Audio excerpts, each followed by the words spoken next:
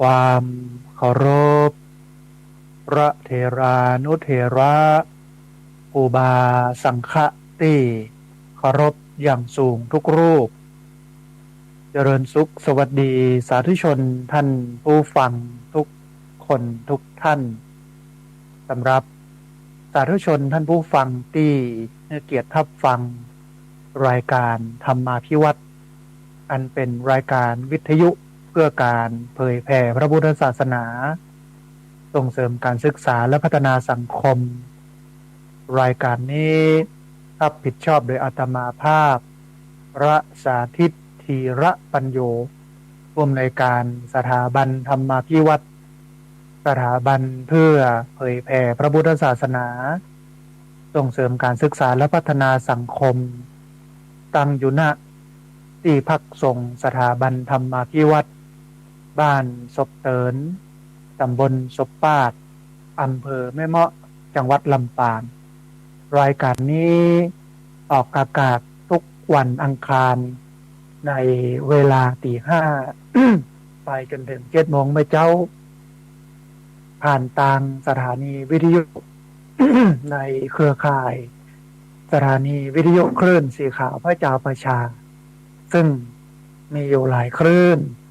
หลายสถานีหลายจังหวัดออกอากาศผ่านทาง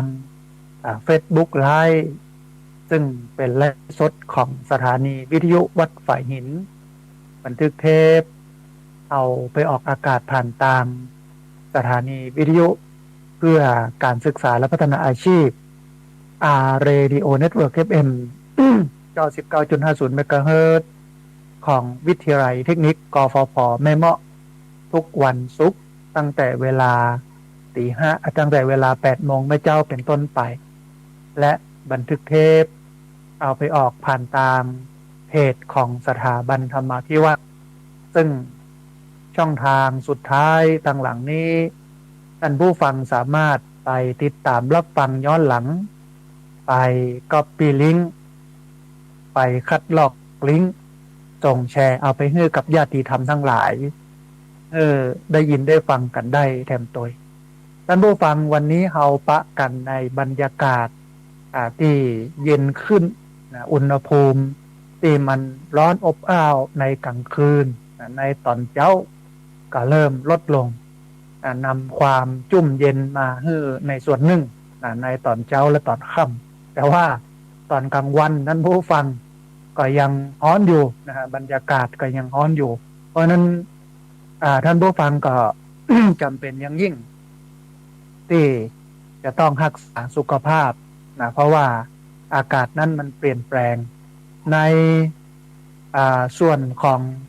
ช่วงนี้เป็นช่วงที่พายุเข้าอาจจะมีฝนพ่องแต่วันนี้เดินทางไปจังหวัดเชียงใหม่ตึงขาไปตึงขาปิกนะก็เจอฝนนะเจอลมนะฮะมาหน่อยหนึ่งนะพอดีมีสายเข้ามาสายหนึ่งเดี๋ยวครับสายนี้ก่อนเพิ่นจะว่าจะได้พ่องเจริญพรสาธุเดียวตอนท้ายรายการก้อยโทรมาเนอะแม่เนอะสาธุสาธุนะแม่บัวไขนะฮะแม่บัวไขโทรเข้ามานะบอกว่าแม่ฟังอยู่เนอะแม่บัวไขนะต้องอนุโมทนาบุญกับแม่บัวไขกลัวบัตันจมูก เพราะว่ารายการนี้คนฟังกันนักกันหลายนะฮะก็เลยท้ายรายการเวลาเปิดสายให้โยมโทรเข้ามาเนี่ยบางคนตั้งใจแต่ก็บัตันนะฮะในเรื่องของการโทรเข้ามานะฮะท่านผู้ฟังในช่วงนี้อากาศเปลี่ยนแปลงมีหลายเรื่องที่มันบ่เป็นไปยังแต่ก่อนเพราะว่าแต่ก่อนนั้นมันมีความสมดุลของอากาศแต่ว่าหลังๆเนี่ยมันเริ่มรุนะอากาศเริ่มบ่ค่อยดีเท่าใดนะเพราะฉะนั้นเนี่ยเราจำเป็นอย่างยิ่งที่จะต้องมาพอกอยนะมาใส่ใจเรื่องสุขภาพนะเพื่อให้สุขภาพนั้นมันดีชีวิตเราเนี่ยท่านผู้ฟังถึงแม้ว่าจะมีเงินเป็นหมื่นล้านนี่เนาะแต่ถ้าหากว่านอนแบบเงียบแบบติดเตียงเนี่ยความมีเงินนั่นก็มีประโยชน์อยู่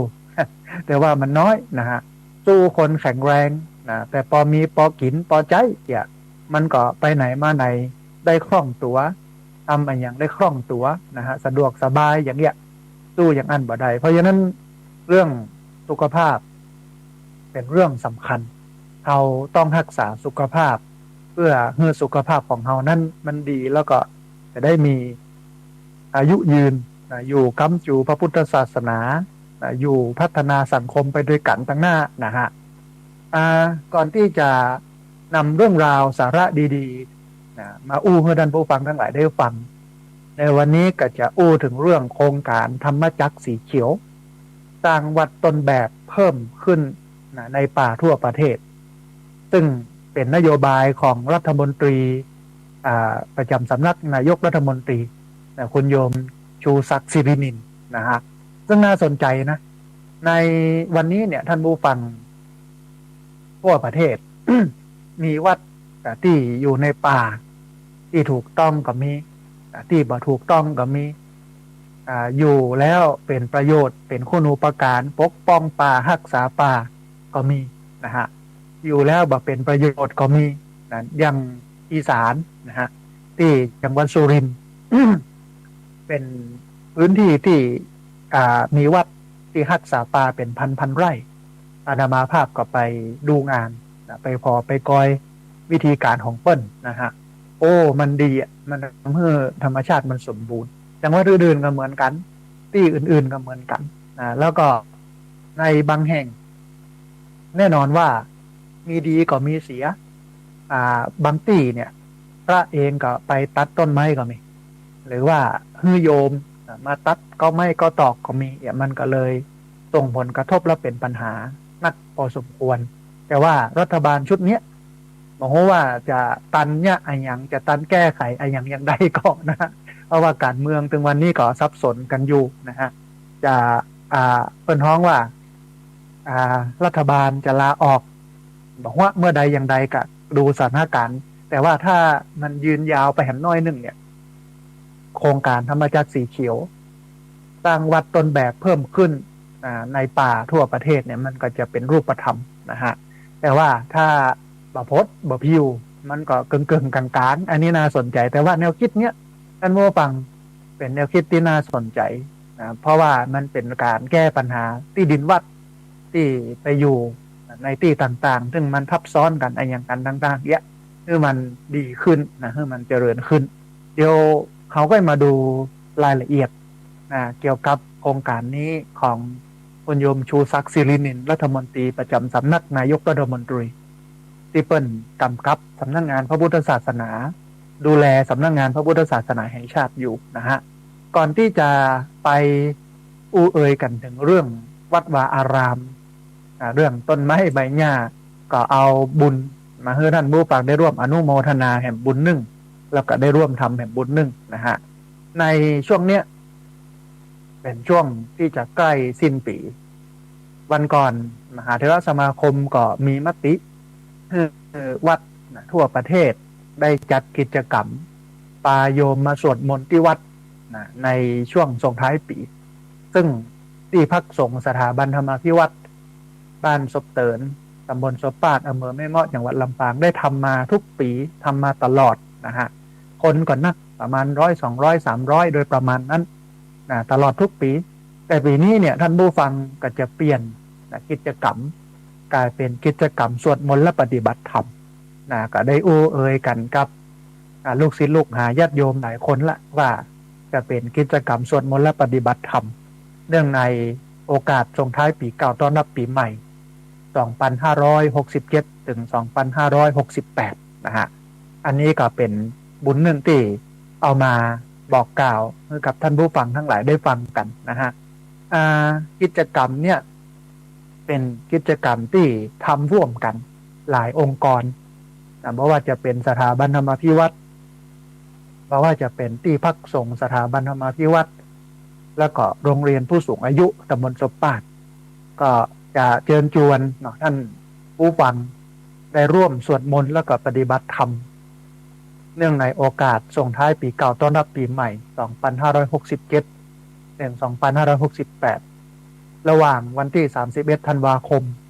2567ไปจนถึงวันที่1 มกราคม 2568ณ ที่พักสงฆ์สถาบันธรรมาภิวัตรบ้านศพเตินตำบลศพบาทอำเภอแม่เมาะจังหวัดลำปางนะฮะ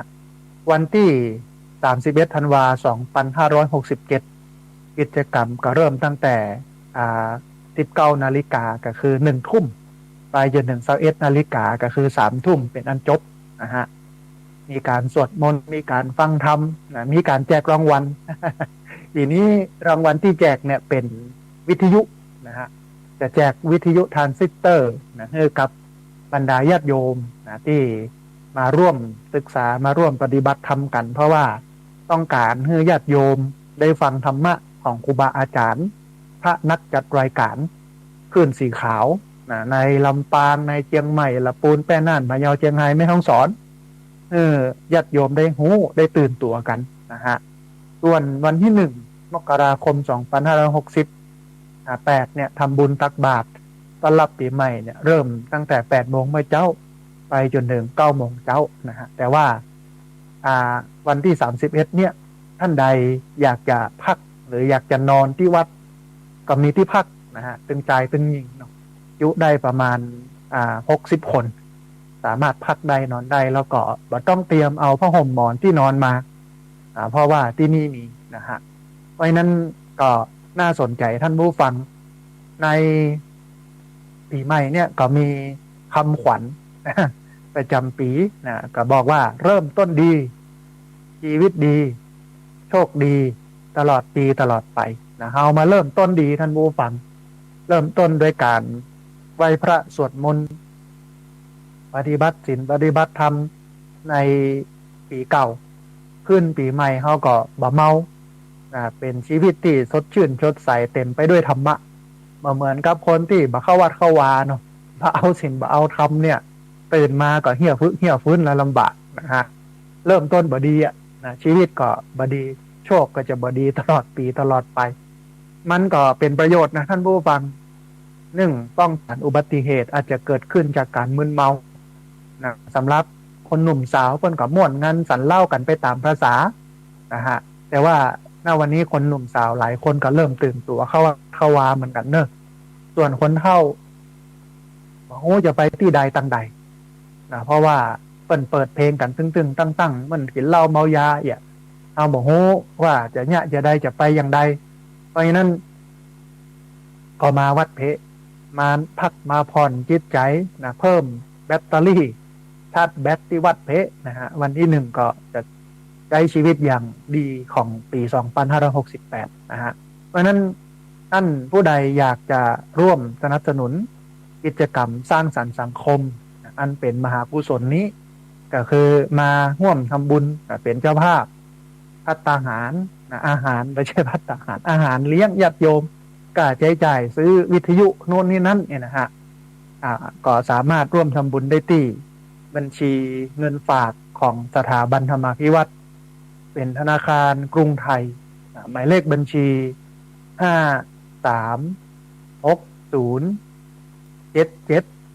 5360770007นะฮะสามารถร่วมทำบุญได้ที่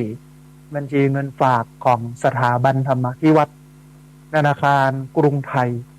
หมายเลขบัญชี5360770007นะฮะอันนี้ก็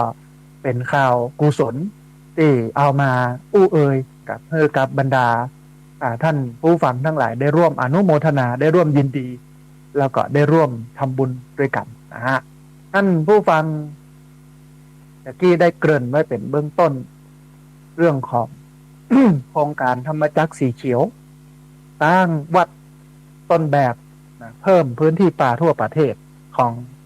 คุณโยมชูศักดิ์สิรินินรัฐมนตรีประจำสำนักนายกรัฐมนตรีที่เปิ้ลกำกับสำนักงานพระพุทธศาสนาแห่งชาติมันน่าสนใจซึ่งเรื่องนี้ได้ประกาศผู้คนได้รับรู้รับทราบกันตะวานี้นะฮะคือเมื่อวันที่18 พฤศจิกายนพุทธศักราช2567 คุณโยมเฉลิมชัยศรีอ่อนรัฐมนตรีว่าการกระทรวงทรัพยากรธรรมชาติและสิ่งแวดล้อมเพื่อนก็บอกว่ากระทรวงทรัพยากรธรรมชาติและสิ่งแวดล้อมให้ความสำคัญกับการปลูกต้นไม้ให้ความสำคัญกับการดูแลรักษาป่าไม้แล้วก็ทรัพยากรธรรมชาติโดยเปิ้นเนี่ยเร่งดำเนินการในการเพิ่มพื้นที่สีเขียวเน้นการมีส่วนร่วมของภาคประชาชนภาคเอกชนแล้วก็รัฐตลอดจนถึงความร่วมมือจากชุมชนความร่วมมือของวัดความร่วมมือของมัสยิดความร่วมมือของโรงเรียนคือการสนับสนุนการอนุรักษ์ป้องกันการบุกรุกป่าไม้การทำลายป่าไม้แล้วก็การป้องกันไฟป่าโดยเปิ้นได้มอบหมายกรมป่าไม้จัดทำโครงการธรรมจักรสีเขียวเพื่อวัตถุประสงค์ในการเชิดชูในการสนับสนุนส่งเสริมแล้วก็เป็นตัวอย่างให้แก่วัดชุมชนแล้วก็ประชาชนในท้องถิ่นรวมทั้งส่งเสริมให้วัดหรือว่าพระสงฆ์เนี่ยได้ช่วยงานด้านป่าไม้ในการอนุรักษ์ในการปลูกป่าในการป้องกันการบุกรุกทำลายป่าแล้วก็ป้องกันไฟป่าแล้วก็เพิ่มพื้นที่สีเขียวให้กับประเทศพร้อมกับสร้างจิตสำนึกแล้วก็ห่วงแหนทรัพยากรธรรมชาติให้แก่ชุมชนตลอดจนถึงพี่น้องชาวบ้านประชาชนทั่วไปท่านผู้ฟังในปีงบประมาณ 2568 กระทรวงทรัพยากรธรรมชาติและสิ่งแวดล้อมโดยกรมป่าไม้ได้ร่วมกับกระทรวงมหาดไทยองค์กรปกครองส่วนท้องถิ่นสำนักงานพระพุทธศาสนาแห่งชาติเปิ้นดำเนินการคัดเลือกวัดคือศาสนสถานทั่วประเทศที่ได้รับอนุญาตเข้าทำประโยชน์ในพื้นที่ป่าไม้จากกรมป่าไม้ในโครงการธรรมจักรสีเขียวที่มีผลงานดีเด่นในการอนุรักษ์ทรัพยากรธรรมชาติและสิ่งแวดล้อมเข้ารับรางวัลในช่วงวันมาฆบูชาดร.เฉลิมชัยเปิ้นกล่าวว่าทั้งนี้เนี่ยโครงการธรรมจักรสีเขียวเป็นการตอบสนองต่อความจำเป็นในการอนุรักษ์พื้นที่ป่าของประเทศไทยที่มันลดลงอย่างต่อเนื่องจากการขยายตัวของชุมชนการบุกรุกทำลายป่าแล้วก็การใช้ทรัพยากรธรรมชาติอย่างบ่ยั่งยืนนะฮะโดยเฉพาะปัญหาศาสนสถานในพื้นที่ป่าซึ่งบางครั้งเกิดจากการจัดการที่มันบ่เหมาะสมในขณะเดียวกันเนี่ยพุทธศาสนาแล้วก็ป่าเนี่ยบ่มีความสัมพันธ์ใกล้ชิดซึ่งสามารถนำไปสู่การอนุรักษ์แล้วก็การพัฒนาทรัพยากรป่าไม้ในรูปแบบเน้นความมีส่วนร่วมของชุมชนนะฮะอันนี้เป็นแนวคิดของรัฐมนตรีกระทรวงทรัพยากรธรรมชาติและสิ่งแวดล้อมร่วมกันกับรัฐมนตรีประจำสำนักนายกรัฐมนตรีที่เปิ้นกำกับดูแลสำนักงานพระพุทธศาสนาแห่งชาตินะฮะน่าสนใจท่านผู้ฟังมันมีหลักการแล้วก็มันมีอุดมการณ์อย่างใดเกี่ยวกับโครงการนี้โครงการธรรมจักรสีเขียวเนี่ยเปิ้นเน้นการบูรณาการพระพุทธศาสนากับการอนุรักษ์ทรัพยากรธรรมชาติโดยมีหลักการสำคัญก็คือการสร้างวัดต้นแบบในการเพิ่มพื้นที่ป่าและการเสริมสร้างจิตสำนึกอนุรักษ์ในชุมชนผ่านการดำเนินงานของวัดของพระสงฆ์ของชุมชนอุดมการณ์ของโครงการเปิ้นเน้นการมีชีวิตร่วมกับธรรมชาติอย่างสันติและการดำเนินชีวิตตามหลักพุทธศาสนาเพื่อความยั่งยืนอันนี้เป็นหลักการเป็นอุดมการณ์ของหัวใจของโครงการนี้นะฮะเปิ้นก็มีวิธีการท่านผู้ฟัง วิธีการของเปิ้ลเนี่ยก็คือกระทรวงทรัพยากรธรรมชาติและสิ่งแวดล้อมร่วมกับหน่วยงานที่เกี่ยวข้องจัดทำโครงการธรรมจักรสีเขียวโดยเปิ้ลจะคัดเลือกวัดแล้วก็ศาสนสถานทั่วประเทศ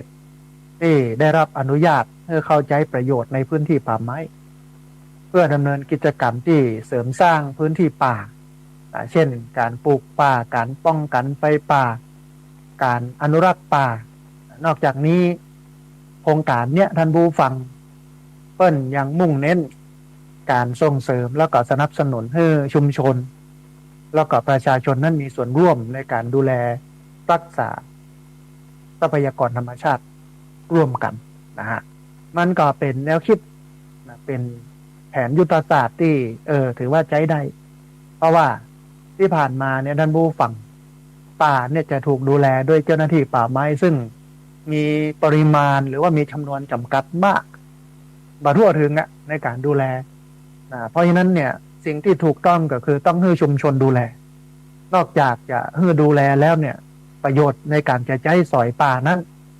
ไม่ว่าจะเป็นการเก็บเห็ดเก็บหน่อเก็บพันธุ์สมุนไพรดอกก้านอย่างต่างๆเนี่ยที่มันอยู่ในป่าเปิ้ลก็ต้องมีสิทธิ์เก็บคือมีสิทธิ์รักษามีสิทธิ์ดูแลแล้วก็ต้องมีสิทธิ์ในการได้ใช้ประโยชน์กับป่าตัวไม่ใช่ว่าอันช่วยดูแลใส่ใจพ่อก้อยเพื่อป่าอุดมสมบูรณ์ไฟบ่เข้าไฟบ่ไหม้อย่างแล้วแต่ว่าแต่บ่ได้ใช้สอยทรัพยากรในป่าบ่ได้เนี่ยประโยชน์ของการจะดูแลต่อไปเนี่ยมันก็จะบ่มีหรือแม้แต่ไม้ที่มันอยู่ในป่าถ้าขนตุกขนยากเพื่อนจะซ่อมบ้านแปลงบ้านไปประเมินแล้วเอาที่ต้นเอาที่ไหนพ่องเนี่ยเอามาแปลงโดยที่มาทำลายป่านักเกินไปเป็นการตัดการจางก็ไม่ออกเพื่อให้ต้นอื่นๆมันใหญ่ขึ้นมันสูงขึ้นมันที่ดอกออกใบเนี่ยที่จริงเรื่องเนี้ยมันก็ควรทำท่านผู้ฟังเพราะว่าเจ้าบ้านเปิ้นเฝ้าหั่นบ่ได้หรอกถ้ามาอ่านแล้วมันก็จะเหมือนมดแดงแฝงพวงมะม่วงก็คือเฝ้าไว้บ่ได้บ่ได้ใจประโยชน์ในการใจสอยมันก็มีอันนี้เป็นยุทธศาสตร์ที่ใช้ได้ท่านผู้ฟังที่เป็นประโยชน์ต่อชุมชนที่ดูแลป่าอยู่นะฮะทีนี้ มันมีเนื้อหาของโครงการเนื้อหาสำคัญของโครงการก็คือการส่งเสริมเพื่อวัดแล้วก็พระสงฆ์เนี่ยช่วยงานด้านป่าไม้เช่นการปลูกป่ากันอนุรักษ์ป่าแล้วก็การป้องกันการบุกรุกทำลายป่าพร้อมทั้งเป็นแหล่งศึกษาพักผ่อนหย่อนใจของพี่น้องชาวบ้านรวมถึงการคัดเลือกวัดที่มีผลงานเด่นในด้านนี้เนี่ยได้รับการเชิดชูในวันสำคัญทางพุทธศาสนาเช่นวันมาฆบูชากระจายลักคิดเดียวเหมือนกับพุทธศาสนาที่พระเจ้านั้นประสูติบนดินพระเจ้านั้นประสูติก็คือเกิดบนดินตรัสรู้บนดินในป่าปรินิพพานก็คือบนดินในป่าทั้งสามวาระของพระพุทธเจ้าท่านผู้ฟังบอกว่าจะเป็นการเกิดบอกว่าจะเป็นการตายบอกว่าจะเป็นการหูธรรมะล้วนเกิดขึ้นบนผืนแผ่นดินที่อยู่ในป่าทั้งนั้นวัดวาก็เลยชื่อว่าอารามแปลว่าร่มรื่นแปลว่าร่มเย็นแต่หลายพื้นที่เนี่ยมันบ่ได้เป็นที่ร่มรื่นร่มเย็นแล้วเพราะไปตัดก็ไม่ก็ตอกเห็นหมดไปเทปืนปูนเห็นหมดนะฮะไปลื้อออกแผงศาลาโน่นนี่นั่นเห็นหมดจนป่าเนี่ยบ่มีในวัดเลยกุมบกายเป็นอารามกลายเป็นวัดแบบวัดในเมืองมีความเจริญทางด้านวัตถุแต่ว่าฮ้อนคนก็เดือดร้อนบ่มีต้นไม้ใบหญ้ามาบังท่านผู้ฟังที่พักสงฆ์สถาบันธรรมาภิวัตน์เนี่ยอาตมาภาพเน้นเรื่องของต้นไม้เน้นเรื่องปลูกต้นไม้ญาติโยมเคยเห็นหรือว่าคงสัมผัสได้ในอดีตที่ผ่านมาอย่างน้อยก็เริ่มปลูกมะม่วงมาถึงนี่เอามะม่วงก่อนเอาลูกว่าก็คือลูกมะเกียงก่อนมาปลูก ตอนนี้ใหญ่หมดแล้วท่านผู้ฟังมะม่วงมะเกียงเนี่ยใจได้ละออกหน่วยได้กินได้ใจประโยชน์กับอันต้นมะม่วงและต้นมะเกียงต่อมาเมื่อครบรอบ10 ปี1 ทศวรรษของที่พักสงฆ์สถาบันธรรมาภิวัตรก็ปลูกลำไยปลูกลิ้นจี่ปลูกเงาะมะยงชิดละมุดเป็นหลักนะฮะมะพร้าวโดย15 ไร่ท่านผู้ฟังเอาต้นไม้เราเนี่ยไปปลูกใน15 ไร่ท่านที่เคยปลูกท่านที่เคยมาก็คงสัมผัสถึงนะฮะประมาณ15 ไร่ก็ตอนนี้มีการตายไปพ้องก็เอาไปซ่อมไปแล้วก็เริ่มใหญ่กันขึ้นมาเริ่มปุเริ่มโป่งกันขึ้นมาในจำนวน15 ไร่มีมะม่วงตัวนะฮะแล้วก็ปีหน้าเนี่ยท่านผู้ฟัง10 ไร่ก็จะปลูกไผ่จะรวมไผ่ทุกชนิดไว้ใน10 ไร่นี้เป็นสวนเวรุวันสวนป่าไผ่ที่มี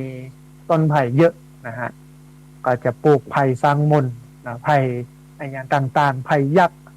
แล้วก็ไม้หวกอย่างมะฮวที่มันเป็นไผ่ทั้งหมดมีที่ไหนตั้งใดก็จะขนมาใส่10 ไร่เป็นสถานที่พักผ่อนของญาติโยมของทุกเจ้าพระสงฆ์ที่จะมาปฏิบัติศีลปฏิบัติธรรมส่วนหนึ่งแล้วก็เป็นพื้นที่เรียนรู้ของกลุ่มต่างๆนะถ้ามันใหญ่3-4 ปีแล้วถ้ามันโตก็ตัดออกมาบางส่วนนะฮะมันก็มีวิธีตัดหรอกก่อหนึ่งอยากจะตัดกี่ต้นไหนพ้องเหลือไว้กี่ต้นนะเอามาแปรรูปเป็นอันเฟอร์นิเจอร์เอามาแปรรูปเป็นตะกร้าเอามาแปรรูปเป็นผลิตภัณฑ์ที่เอาใจในชีวิตประจำวันได้ใจประโยชน์กับกอไผ่10 กว่าไร่อันนี้ก็เป็นสิ่งหนึ่งที่พักสงฆ์สถาบันธรรมาภิวัตรต้องการให้วัดวาอารามต่างๆโดยเฉพาะที่พักสงฆ์ของสถาบันธรรมาภิวัตรเนี่ยเป็นพื้นที่ป่าเป็นที่จุ่มเย็นลักๆเนี่ยก็คือเอาความจุ่มเอาความเย็นเป็นหลักก่อนให้มันจุ่มมันเย็นเพราะว่าเวลาถึงหน้าร้อนมาเนี่ยท่านผู้ฟังเราจะรู้ถึงคุณค่าเราจะรู้ถึงความหมายของต้นไม้ทันทีคือมันร้อนแต่ท่านผู้ฟังร้อนหูขนาดนักอุณหภูมิก็สูงขึ้น40 กว่าองศาบางที่นี่50 องศาแล้วในร่างกายของเขาเนี่ยมัน37 องศาอุณหภูมินะในร่างกายถามว่ามันจะอยู่ได้อย่างไรท่านผู้ฟังมันปุ่งไปจนถึง50 องศาจนกระทั่งมีคนตายด้วยโรคฮิสโตกก็คือโรคลมแดดที่มันร้อนอันนี้มันเป็นวิกฤตนะแล้วมันจะหนักกว่านี้เราลองสังเกตในช่วงที่ผ่านมาเนี่ยน้ำท่วม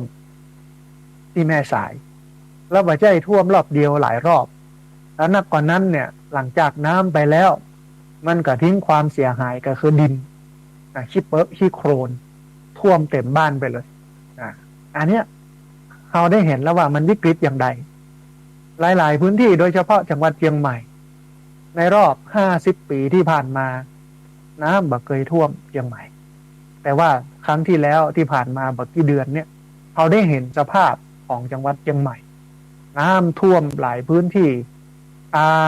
พดไปแผ่วถึงจะมชพวกนะฮะมหาลัยเชียงใหม่ที่ตีนดอยสุเทพกึศพอท่านผู้ฟังขนาดนักเนี่ยก็เป็นเพราะว่าเราเนี่ยทำลายทรัพยากรธรรมชาติตึงทางตรงแล้วก็ตึงทางอ้อมมันก็เลยทำให้ธรรมชาติมันแปรปรวนเกิดเป็นปรากฏการณ์เอลนิโญลานิญญา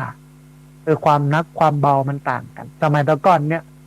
ถ้ามันหนักไปเนี่ยมันก็จะถูกหน้าหรือว่าฤดูกาลอันหนึ่งมาสัมผัสให้มันลดความรุนแรงลงเช่นมันร้อนร้อนปุ๊บฝนตกมาให้จุ่มให้เย็นหนาวมามันก็พอมีลมอุ่นๆให้ได้พออุ่นฝนมาก็พอเหมาะพอดีแต่ว่าความสมดุลนี้นั้นมันถูกทำลายโดยมนุษย์บอกว่าจะเป็นทางตรงหรือว่าทางอ้อมมันก็เลยทำให้เกิดวิกฤตกลายเป็นวิกฤตเอลนิโญลานิญญาก็คือการหนักหน่วงของฤดูกาลเช่นหน้าฝนก็ตกขนาดนักจนน้ำเจิ่งนองน้ำท่วม นะบ่มีไอ้อย่างมาสกัดนะบ่มีไอ้อย่างมาดึงพายุฝนออกไปมันก็เลยทำให้น้ำหนักขึ้นแต่พอกองต้นหน้าฝนมาแล้วเป็นหน้าหนาวน้ำเริ่มแห้งตอนนี้หลายพื้นที่ก็มีความขาดแคลนน้ำแต่ว่าโชคดีในช่วงเนี้ยบักกี่วันเนี้ยมันก็จะมีพายุเข้าทำให้ฝนตกกรมอุตุนิยมวิทยาท่านผู้ฟังเพิ่นก็ประกาศเตือนเนอะสำหรับพี่น้องที่อยู่บนดอยที่อยู่ใกล้ลำห้วยระมัดระวังน้ำลดท่วมน้ำป่าไหลหลากดินโคลนถล่มอันนี้พี่น้องที่อยู่บนดอยสำหรับพี่น้องที่อยู่พื้นราบก็จำเป็นอย่างยิ่งที่จะต้องระวังน้ำล้นตลิ่งน้ำป่าไหลหลากในช่วงนี้นะบักกี่วันเนี้ยนะฮะอุตุนิยมเพิ่นก็ประกาศมันอย่างเงี้ยมันบ่มีฤดูกาลไปคัดไปเปิ้นฮ้องว่าไปให้มันซอบไปให้มันเบาลงมันก็เพิ่มนักขึ้นทุกครั้งอันเนี้ยหนาวที่จะถึงนี้ก็คิดว่าน่าจะหนาวนักน่าจะหนาวจัดฮ้อนก็จะฮ้อนจัดฝนก็จะฝนจัดมันก็จะนักเป็นอย่างไปโดยที่บ่มีไอ้อย่างมากั้นเหมือนตะก่อนแต่มาตะก่อนเนี่ยมันมีความกั้นของสิ่งแวดล้อมของธรรมชาติเช่นอย่างที่บอกถ้าฮ้อนลำไปฝนกระตกเมื่อได้จุ่มได้เย็นก็จำได้สมัยเป็นละอ่อนเดือนเมษาในช่วงอดน้ำสงกรานต์อากาศมันฮ้อนแต่ก็มีหลายปีที่มีฝนเข้ามามีเมฆดำทะมึนมาปกคลุมทำให้อากาศเย็นเยือกบักกล้าเอาไปเล่นน้ำบ่ค่อยได้เล่นน้ำในช่วงนั้นแต่มันก็มีมาอย่างนี้พ่อแต่ว่าหลังๆเนี่ยบ่หันนะฮะในต่างประเทศซ้ำไปกว่านี้เห็นปรากฏว่าน้ำไปท่วมทะเลทราย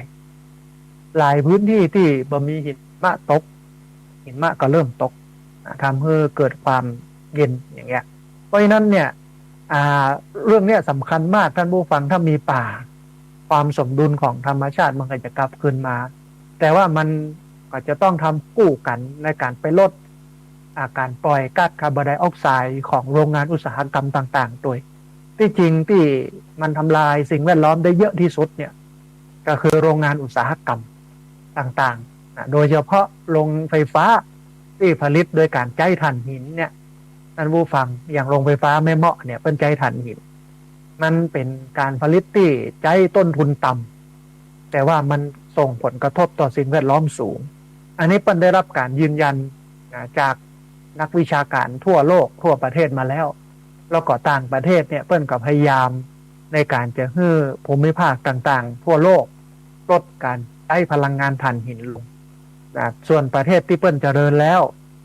ประเทศที่เปิ้ลพัฒนาแล้วเนี่ยเปิ้ลก็ไปได้ใช้พลังงานถ่านหินอย่างของเฮาภาคเหนือเนี่ยใช้ไฟจากตากจากเขื่อนภูมิพลซึ่งเป็นพลังน้ำที่เอาไปหมุนอันกงจักรให้มันเกิดไฟมาหล่อเลี้ยงเขาขึ้นมาอันนั้นก็บ่มีผลกระทบต่อใดในส่วนการผลิตนะแต่ว่ามันมีส่วนหนึ่งที่ส่งผลกระทบก็คือน้ำที่กักเก็บไว้ในเขื่อนมันก็มีผลกระทบก็คือไปท่วม ไปท่วมในที่ของบุคคลก็ต้องอพยพโยกย้ายถึงฤดูกาลน้ำหลากขึ้นมาน้ำไปเจิ่งนองก็ท่วมบ้านท่วมจองอันนี้ก็เป็นกระทบผลกระทบส่วนหนึ่งแต่ว่ามันบ่กระทบเยอะเหมือนกับพลังงานอันอื่นโดยเฉพาะพลังงานถ่านหินนะฮะเพราะฉะนั้นเนี่ย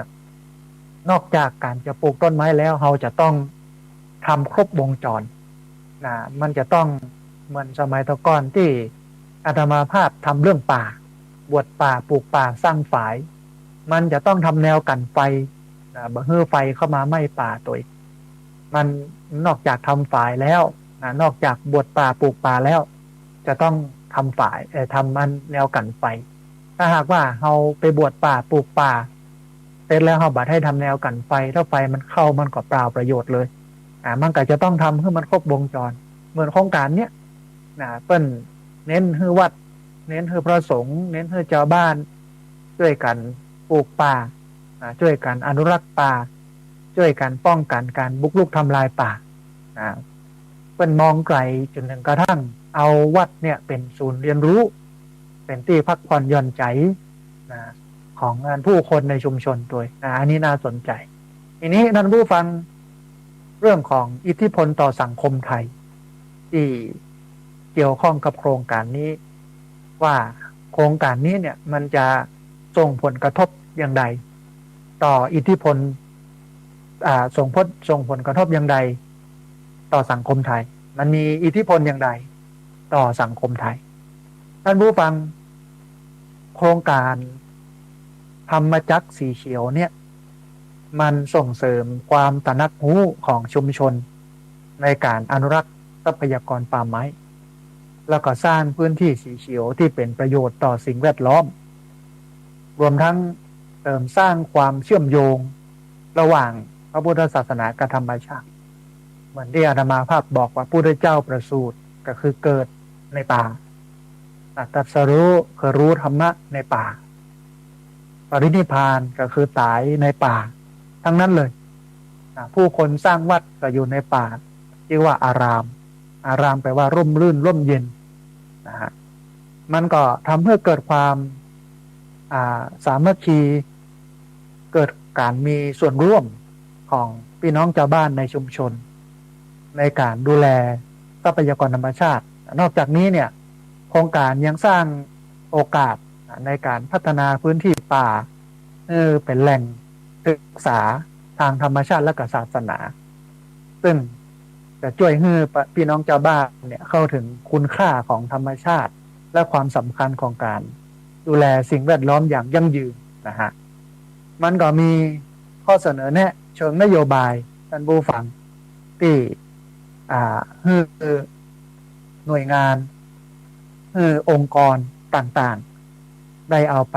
ปฏิบัติใช้นะฮะว่าจะเป็นการส่งเสริมการวิจัยและการศึกษาเพื่อศึกษาความสัมพันธ์ระหว่างพุทธศาสนาและการอนุรักษ์ทรัพยากรธรรมชาติแล้วก็พัฒนาแนวทางใหม่ๆในการสร้างวัดต้นแบบที่สอดคล้องกับเป้าหมายการพัฒนาที่ยั่งยืนนะฮะมันก็มีความสำคัญนะท่านผู้ฟังจะต้องมาวิจัยจะต้องมาเรียนรู้เรื่องความสัมพันธ์ระหว่างพุทธศาสนาและการอนุรักษ์ทรัพยากรธรรมชาติแต่ที่จริงมันก็เป็นสิ่งที่ปรากฏชัดว่าวัดเนี่ยแน่นอนว่ามันต้องกู้กันกับต้นไม้มันต้องกู้กันกับป่าสังเกตพอท่านผู้ฟังวัดไหนที่บอกมีต้นไม้เลยเนี่ยมันก็ดูเหมือนว่ามันจางไปมันแบบเข้มข้นมันดูเหมือนว่าขาดอะไรอย่างไปอย่างแล้วที่สำคัญก็คือฮ้อน วัดไหนที่มีต้นไม้เนี่ยมันฮ้อนสมัยตะก่อนมีต้นไม้มันบอกฮ้อนมีตู้ลุง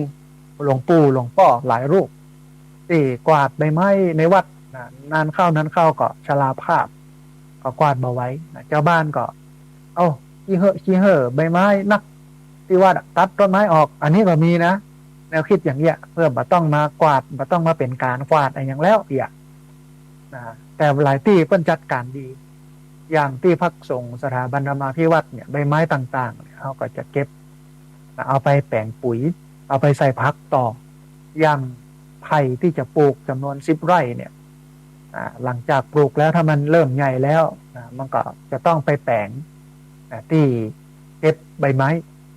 ทำเป็นจุดไว้ที่ป่าไผ่เวลาใบมันร่วงหล่นมาเขาก็กวาดเอาไปใส่ในที่เก็บใบไม้หั่นแล้วก็เอาขี้งัวเข้าใส่เอาพอดอที่เปิ้นมักมันย่อยสลายใบไม้เอาไปใส่เมินเข้ามันก็กลายเป็นปุ๋ยเสร็จแล้วก็เอาไปใส่พักต่ออันนี้คือการจัดการหรอกการเชื่อมโยงเรื่องของสิ่งแวดล้อมกับพุทธศาสนากับการอนุรักษ์ธรรมชาตินะฮะท่านผู้ฟังนอกจากนี้เนี่ยเปิ้ลก็จะสร้างเครือข่ายความร่วมมือระหว่างหน่วยงานทั้งภาครัฐภาคเอกชนและก็ภาคชุมชนเพื่อสนับสนุนการดำเนินโครงการธรรมจักรสีเขียวแล้วก็ขยายผลไปยังพื้นที่อื่นๆทั่วประเทศสนับสนุนพระสงฆ์แล้วก็วัดในพื้นที่ป่าไม้ด้วยการจัดสรรทรั รัพยากรแล้วก็การฝึกอบรมด้านการอนุรักษ์ธรรมชาติแล้วก็การป้องกันไฟป่าเพื่อให้เกิดประสิทธิภาพในการดำเนินงานกำหนดมาตรการแล้วก็นโยบายที่ส่งเสริมการอนุรักษ์ที่คำนึงถึงการมีส่วนร่วมของชุมชนและก็ความยั่งยืนของทรัพยากรธรรมชาติผ่านการส่งเสริม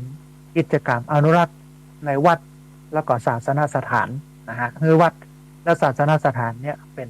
พื้นที่ป่าแล้วก็เป็นพื้นที่เฮียนหูของคนทั้งหลายโดยการร่วมมือของหน่วยงานองค์กรทั้งภาครัฐภาคเอกชนและภาคประชาสังคมอันนี้ก็ต้องอนุโมทนาบุญกับรัฐมนตรี2 กระทรวงนะฮะก็คือกระทรวงทรัพยากรธรรมชาติและสิ่งแวดล้อมแล้วก็สำนักปลัดสำนักนายกรัฐมนตรีในรัฐมนตรี2 กระทรวงนี้เพิ่งกระจับมือกันที่จะทำให้วัดที่อยู่ในพื้นที่ป่าไม้เนี่ยเป็นวัดสีเขียวให้มันร่มรื่นร่มเย็นเป็นกิจลักษณะอันน่าสนใจนะฮะท่านผู้ฟังนอกจากนี้เนี่ยการแก้ไขปัญหาการจัดการที่ดินของวัดในประเทศไทยซึ่งณปัจจุบันวันนี้มันเป็นเรื่องซับซ้อน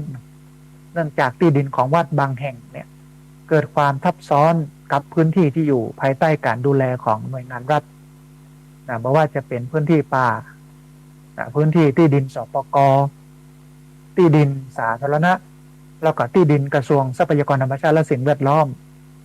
เป็นเจ้าภาพปัญหานี้เนี่ยท่านผู้ฟังมันสร้างความท้าทายทั้งต่อการพัฒนาแล้วก็การอนุรักษ์พื้นที่ทางพุทธศาสนาและต่อความยั่งยืนของการจัดการทรัพยากรธรรมชาติในประเทศในหลายวัดจัดการได้ดีเป็นที่ดูแลป่าหลายวัดก็จัดการได้บดีมีการตัดไม้เอาไปแปลงโน้นแปลงนี้ตลอดจนมีขโมยขโจรที่เป็นลักตัดโดยเฉพาะพื้นที่อีสานเนาะเราจะเห็นได้ว่าวัดไหนที่มีต้นพยุงซึ่งเป็นต้นไม้มีค่านักวัดนั้นก็อันตรายขโมยมันก็ไปตัดเมื่อค่ำเมื่อคืนเอาตึงต้นเอาตึงอย่างไปใส่รถไปบางครั้งบางทีก็ปะทะกับพระสงฆ์ในพื้นที่ไปทำลายพระสงฆ์ในพื้นที่ก็มีอันเนี้ยซึ่งเป็นเรื่องที่น่าเห็นใจแต่ว่าถ้ามีการร่วมมือของรัฐกับวัดเนี่ยมันก็จะเกิดประโยชน์กับวัดแล้วก็เกิดประโยชน์กับอันรัฐทำให้การอนุรักษ์ทรัพยากรธรรมชาติเนี่ยมันเป็นเอกภาพแล้วก็ทำให้มันเป็นไปได้ด้วยดีบัลละตัวเจ้าดูแลแต่เพียงผู้เดียวที่จริงเรื่องป่าไม้เนี่ยจะให้เจ้าหน้าที่ป่าไม้มาดูแลโดยตรงเนี่ยอาตมาภาพมองว่ามันบักกุ้มมันบ่ทั่วบ่ถึงเพราะว่าเจ้าหน้าที่มันมีน้อยนะฮะมันจำเป็นอย่างยิ่งที่จะต้องให้ชาวบ้านเนี่ยลุกขึ้นมาเป็นหูเป็นตาลุกขึ้นมาช่วยกันพ่อกอยคนละเล็กละน้อยคนละไม้ละมือโดยเฉพาะอาศัยวัดเนี่ยเป็นเครื่องมือเพราะว่าพุทธศาสนาก็ยังมีเรื่องความศรัทธาความเชื่อในตัวพระสงฆ์ถึงแม้ว่าช่วงนี้จะมีข่าวเรื่องของพระสงฆ์ออกมาในทางลบเสียหายนักหลายข่าวแต่ว่าประชาชนทั่วประเทศในพื้นที่เพิ่งก็ยังศรัทธาในวัดในวาในศาสนาของเปิ้นก็ดูจากงานกฐินที่ผ่านมาเนาะมีการแห่มีการไปกินไปตานด้วยกันเนี่ยมันก็ม่วนงันกันเล่าแต่ละวัดแต่ละวาเปิ้นก็ยังบากคอนแคลนในวัดในวาของตัวเองในชุมชนมันก็ยังมีความยั่งยืนอยู่ตรงนั้นอยู่นะฮะทีนี้ท่านผู้ฟังพื้นฐานและก็ปัญหาที่เกิดขึ้นของเรื่องนี้มันก็น่าสนใจในการประชุมที่พุทธมณฑลจังหวัดนครปฐมเมื่อวันที่31 ตุลาคม 2567อันคุณโยมชูศักดิ์สิรินินรัฐมนตรีประจำสำนักนายกรัฐมนตรีพร้อมคณะประกอบไปด้วยดร.นิยมเวชกรรมาอดีตสสสกลนครเขต 2พรรคเพื่อไทยในฐานะผู้แทนรัฐมนตรีประจำสำนักนายกรัฐมนตรีแล้วก็คณะที่ปรึกษาได้มอบนโยบาย แล้วก็ชี้ให้เห็นถึงความสำคัญในการจัดการปัญหาที่ดินวัดโดยเปิ้นกล่าวว่าปัญหาทับซ้อนของที่ดินระหว่างวัดกับพื้นที่รัฐต่างๆเนี่ยซึ่งมันมีความซับซ้อนแล้วก็ยิ่งแก้ยิ่งไม่สำเร็จรองคุณโยมชูศักดิ์สิรินินรัฐมนตรีประจำสำนักนายกรัฐมนตรีเปิ้นก็เสนอว่าการแก้ปัญหานี้จำเป็นต้องมีคณะกรรมการระดับชาติโดยมีการร่วมมือระหว่างหน่วยงานที่เกี่ยวข้องได้แก่กรมที่ดินกระทรวงทรัพยากรธรรมชาติและสิ่งแวดล้อมกระทรวงเกษตรและสหกรณ์เป็นต้นเพื่อทำให้เป็นวาระแห่งชาติแล้วก็แก้ไขปัญหาที่ดินวัดอย่างเป็นระบบเรื่องนี้ท่านผู้ฟังอาตมาภาพเคยไปเสนอที่รัฐสภากับคณะกรรมาการศาสนาศิลปะและวัฒนธรรมสภาผู้แทนราษฎรเปิ้นก็ต้อนรับดีนะมีหลายผู้หลายคนเข้ามาอาตมาภาพอู้ถึงวัดอู้ถึงที่พักสงฆ์อู้ถึงสำนักสงฆ์ที่อยู่ในป่าแล้วก็มีความยาวนานมีพระภิกษุสงฆ์อยู่เป็นประจำมาอย่างยาวนาน10 ปีอาตมาภาพก็เสนอว่าสมควรที่จะยกให้เป็นวัดที่ถูกต้องตามกฎหมายในพื้นที่15 ไร่ตามข้อกำหนดของรัฐแล้วก็หลังจากนั้นเป็นต้นไปห้ามมีการสร้างวัดสร้างศาสนสถานที่พักสงฆ์สำนักสงฆ์ในพื้นที่ป่าเด็ดขาดถ้ามีก็ต้องดำเนินคดีกันไปตามระบบอันนี้ก็เป็นส่วนหนึ่งนะที่ได้เสนอไปเปิ้ลก็หันตัวนะคิดว่าเรื่องเนี้ยโดยวันนั้นเนี่ยที่ไปเสนอเนี่ยดร.นิยมเวชกรรมาซึ่งเปิ้ลเป็นที่ปรึกษาของกรรมาธิการเปิ้ลก็อยู่ตัวท่านก็ได้อู้กันอยู่ได้อู้ได้กับเปิ้ลอยู่เปิ้ลก็บอกว่ามันมีความสำคัญที่จะต้องทำเรื่องนี้นะฮะเพราะฉะนั้นเนี่ยรัฐบาลมาตังเนี้ยถือว่าถูกตางเพราะว่าหลายวัดอยู่ในที่นสล.พื้นที่สาธารณประโยชน์ซึ่งพื้นที่สาธารณประโยชน์ถึงแม้ว่าจะมีการอนุมัติสร้างนั่นสร้างนี้ได้โดยในอำเภอโดยนายกอบต.นายกเทศมนตรีเนี่ยถ้าไปถึงระดับกระทรวงทบวงกรมเนี่ยเพื่อนก็อนุญาตให้สร้างวัดได้ในพื้นที่สาธารณประโยชน์แต่ก็มีหลายวัดหลายที่พักสงฆ์หลายสำนักสงฆ์อยู่ในพื้นที่นสล.อันนี้ก็ต้องแก้อย่างที่อาตมาภาพบอกว่าถ้าอยู่มานาน10 ปีโดยมีคนอยู่ตลอดเนี่ยมีพระอยู่ตลอดเวียนไปเวียนมาเนี่ยบ่นับจำนวนนะแต่ว่าให้รู้ว่ามีการอยู่ตลอดมีการเพี้ยวพัดปัดปูทำความสะอาดปลูกต้นไม้ใบหญ้าอย่างตลอดเนี่ยก็ยกขึ้นเป็นวัดไปแล้วก็หลังจากนี้ไปเนี่ยที่มันจะมาสร้างกันในวัดในป่าเนี่ยสร้างวัดในป่าสร้างที่พักสงฆ์สำนักสงฆ์ในป่าก็ต้องระงับถ้าขืนทำเนี่ยก็ต้องมีโทษทางกฎหมายอันนี้จะต้องเป็นนโยบายที่สำคัญนะฮะทีนี้ท่านผู้ฟังแนวทางการตั้งคณะกรรมการระดับชาติเพื่อให้เกิดความเป็นรูปธรรมโครงการธรรมจักรสีเขียวเนี่ยมันเป็นไปได้เปิ้ลก็มีการตั้งคณะกรรมการระดับชาติเพื่อแก้ปัญหาที่ดินวัดสามารถดำเนินการตามแนวทางต่อไปนี้ท่านผู้ฟังเปิ้ลจะกำหนดโครงการคณะกรรมการควรประกอบด้วยผู้แทนจากหน่วยงานที่เกี่ยวข้องแล้วก็มีประธานคณะกรรมการที่มีอำนาจในการกำหนดทิศทางแล้วก็สั่งการเพื่อให้เกิดความชัดเจนต้องมีเจ้าภาพในการดำเนินการแล้วก็เจ้าภาพนั้นต้องเป็นคนที่มีอำนาจในการสั่งการเพื่อเกิดการเปลี่ยนแปลงแล้วก็การประสานงานระหว่างหน่วยงานท่านผู้ฟังแต่ละหน่วยงานเนี่ยควรทำหน้าที่ในการกำหนดพื้นที่แล้วก็สภาพการใช้ที่ดินของวัดให้ชัดเจนเพื่อลดความขัดแย้งแล้วก็หลีกเลี่ยงปัญหาทับซ้อนนะฮะการใช้ข้อมูลเทคโนโลยีในการจัดการเช่นการใช้เทคโนโลยี GIS แล้วก็การทำฐานข้อมูลแบบรวมศูนย์ของที่ดินวัดทั่วประเทศซึ่งมันจะช่วยให้คณะกรรมการเนี่ยสามารถเข้าถึงข้อมูลอย่างรวดเร็วแล้วก็แม่นยำอันนี้สำคัญการแก้ปัญหาเนี่ยต้องแก้ปัญหาบนฐานข้อมูล ก็คือบนฐานความรู้ท่านผู้ฟังจะต้องเก็บรวบรวมเรียบเรียงข้อมูลในทุกมิติในทุกด้านเอามาพอมากอยเอามาศึกษาเหี่ยก่อนเอามาเป็นฐานเหมือนกับมันมีคำกรอนขององค์กรหนึ่งก็คือสถาบันธรรมาภิวัตน์เพิ่นก็บอกว่าเริ่มต้นด้วยปัญหาพัฒนาด้วยข้อมูล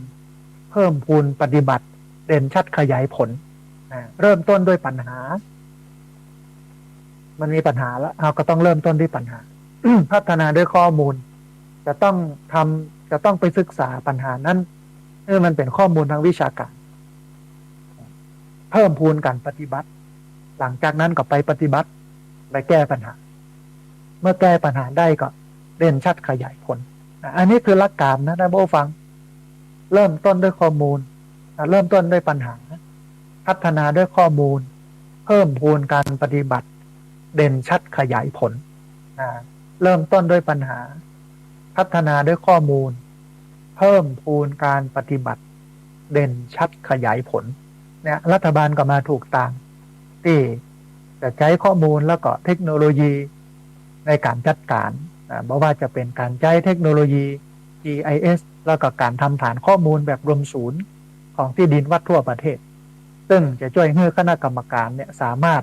เข้าถึงข้อมูลได้อย่างรวดเร็วแล้วก็แม่นยำที่ผ่านมาเนี่ยวัดทุกวัดทั่วประเทศจะต้องเอาโฉนดที่ดินไปไว้ที่สำนักงานพุทธศาสนาแห่งชาติไปไว้ที่สำนักงานพุทธศาสนาจังหวัดหลายวัดหลายวาก็ยังไม่ได้เอาไปไว้เตื้อนะก็ยังมีปัญหาอยู่อันนี้ก็เป็นข้อหนึ่งที่จะต้องแก้นะฮะแล้วก็แนวทางในการตั้งคณะกรรมการระดับชาติในการแก้ปัญหาระดับชาติแห่งอันหนึ่งก็คือการออกกฎหมายแล้วก็ระเบียบที่ชัดเจนมันมีข้อคิดว่ารัฐเนี่ยควรปรับปรุงกฎหมายแล้วก็ข้อบังคับที่เกี่ยวข้องกับที่ดินวัด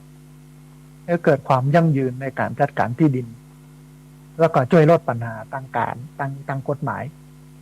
ให้มันเคลียร์เรื่องของกฎหมายให้มันถูกต้องเรื่องของกฎหมายจะได้บ่มีปัญหานะฮะทีนี้ท่านผู้ฟัง มันจะมีแนวทางการพัฒนาที่ดินวัดสู่ความยั่งยืนอันนี้ก็ต้องมองไปถึงความยั่งยืนไม่ใช่ว่าเนี่ยแล้วเหมือนกับไฟไม่ฟังวุบวับแต่บอกกองหมดวาระการเป็นรัฐบาลหรือว่ายุบสภาแล้วก็บัญญัติกันเลยเรื่องนี้ก็ค้างเติ่งไว้อย่างเงี้ยนะเพื่อนก็บอกว่าการพัฒนาที่ดินวัดอย่างยั่งยืนเนี่ยควรนึกถึงหลักพุทธอารยเกษตรแล้วก็การพัฒนาที่สอดคล้องกับแนวคิดเศรษฐกิจพอเพียงและการบูรณาการโครงการสำคัญต่างๆบอกว่าจะเป็นเรื่องของโคกหนองนาโมเดลเป็นโมเดลที่ใช้หลักการเกษตรอินทรีย์ผสมผสานในที่ดินของวัดเพื่อสร้างความอุดมสมบูรณ์แก่ที่ดินน้ำแล้วก็เป็นแหล่งอาหารให้กับชุมชนในพื้นที่ธนาคารน้ำแล้วก็ธนาคารที่ดินการจัดการน้ำแล้วก็ที่ดินให้มันเหมาะสม